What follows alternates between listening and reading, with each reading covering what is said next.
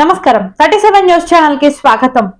గుడివాడలో కొనసాగుతున్న AP municipal workers మరియు ఎంప్లాయీస్ ఫెడరేషన్ నిరవధిక సమ్మె ముఖ్యమంత్రి వైఎస్ జగన్మోహన్ రెడ్డి 2019 ఎన్నికల ముందు అసెంబ్లీలోనూ బయట పాదయాత్రలోనూ మున్సిపల్ కాంట్రాక్ట్ అవుట్సోర్సింగ్ కార్మికుల అందరినీ మన ప్రభుత్వం అధికారంలోకి రాగానే 6 నెలల్లోనే పర్మనెంట్ చేస్తాను అని, సమాన పనికి సమాన వేతనం చెల్లిస్తానని, పర్మనెంట్ వర్కర్స్ కి సిపిఎస్ రద్దు చేస్తానని హామీ ఇచ్చారు.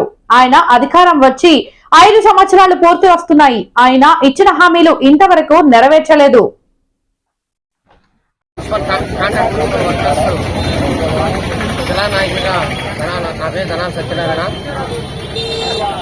మన రాష్ట్ర ప్రభుత్వం, మన రాష్ట్ర ముఖ్యమంత్రి గారు ఎన్నికల ముందు ఇచ్చిన హామీలు ఇప్పటివరకు నెరవేర్చలేదని రాష్ట్ర నాయకుల పిలుపు మేరకు రాష్ట్ర వ్యాప్తంగా ఇవాళకి 4వ రోజు మేము చేస్తున్న ప్రధానమైన డిమాండ్ మీద నిరోధ సమ్మె చేస్తున్నాం.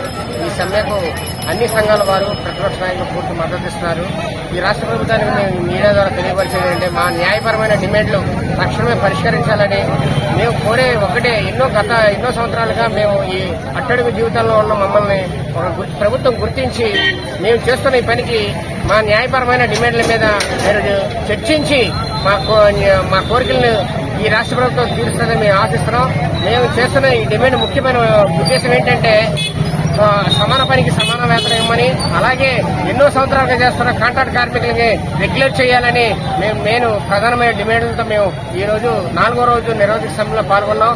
వెంటనే ఈ మీడియా ద్వారా అయినా సరే మా సమస్యలు విని మన ముఖ్యమంత్రి గారు మాకు న్యాయం చేస్తారని సభాముఖంగా తెలియజేస్తాం.